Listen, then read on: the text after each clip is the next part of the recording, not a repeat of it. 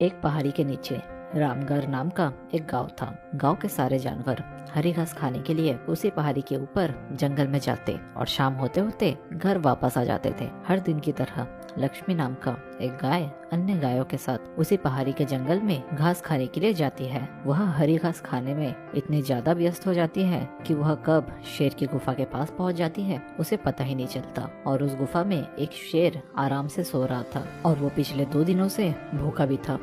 जैसे ही लक्ष्मी शेर की गुफा के पास पहुंची, गाय की खुशबू से शेर की नींद खुल जाती है। वह शेर धीरे धीरे गुफा के बाहर आ गया और गुफा के बाहर गाय को देखकर बहुत ही ज्यादा खुश हो गया। शेर ने मन ही मन ये सोचा कि आज उसकी 2 दिनों का भूख मिट जाएगा। वह इस तंदुरुस्त गाय का ताजा मांस खाएगा और यह सोचकर उसने एक तेज दहाड़ लगाई। लक्ष्मी शेर की दहाड़ सुनकर डर जाती है। जब वह अपने आसपास देखती है तो वह दूर दूर तक कोई भी दूसरी गाय नहीं दिखती। जब वह हिम्मत करके पीछे मुड़ी तो उसे सामने शेर खड़ा दिखाई दिया। उस शेर ने लक्ष्मी को देखकर फिर से दहाड़ लगाई और लक्ष्मी से कहा, मुझे 2 दिनों से कोई शिकार नहीं मिला। 2 दिनों से मैं भूखा था। शायद इसलिए भगवान ने मेरा पेट भरने के लिए तुझे मेरे यहाँ भेजा है। आज मैं तुझे खाकर अपनी भूख मिटा लूंगा। शेर की बात सुनकर लक्ष्मी काफी डर जाती है। वह रोते हुए शेर से कहती है, मुझे जाने दो, मुझे मत खाओ। मेरा एक छोटा सा बेटा है जो अभी सिर्फ मेरा ही दूध पीता है और उसे घास खाना अभी तक नहीं आया है।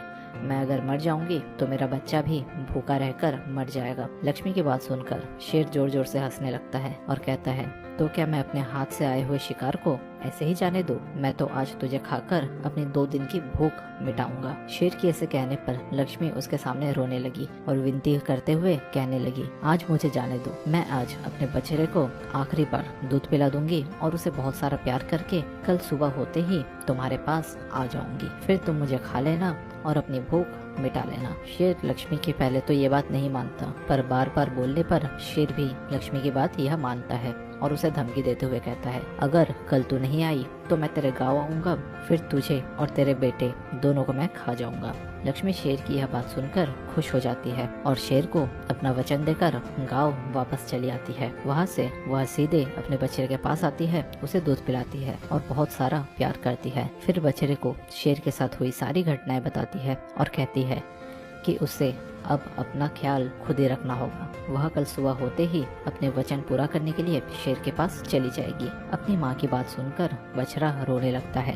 दूसरे दिन सुबह होते ही लक्ष्मी जंगल की तरफ निकल जाती है और शेर की गुफा के सामने पहुंचकर शेर से कहती है, अपने वचन के अनुसार मैं तुम्हारे पास आ गई हूँ, अब तुम मुझे खा सकती हो। गाय की आवाज सुनकर शेर अपने गुफा से जल्दी जल्दी बाहर आता है और आके उसे देखता है और देख के कहता है कि मैं तुम्हें नहीं खाऊंगा। और यह कहते ही वह शेर भगवान के अवतार में प्रकट हो जाता है। वह लक्ष्मी से कहता है, मैं तो बस तुम्हारी परीक्षा ले रहा था, तुम अपने वचन की पक्की हो, मैं इससे बहुत खुश हुआ हूँ। तुम अब अपने घर और अपने बछड़े के पास वापस जा सकती हो। उसके बाद वे उस गाय को गौ माता होने का वरदान देते हैं और उसी दिन के बाद से सभी गायों को गौ माता कहना शुरू करते हैं। दोस्तों, ये कहानी से हम ये सीखते हैं, हमें जान के बाजी लगाते हुए भी अपने दिए हुए वचन को पूरा करना चाहिए।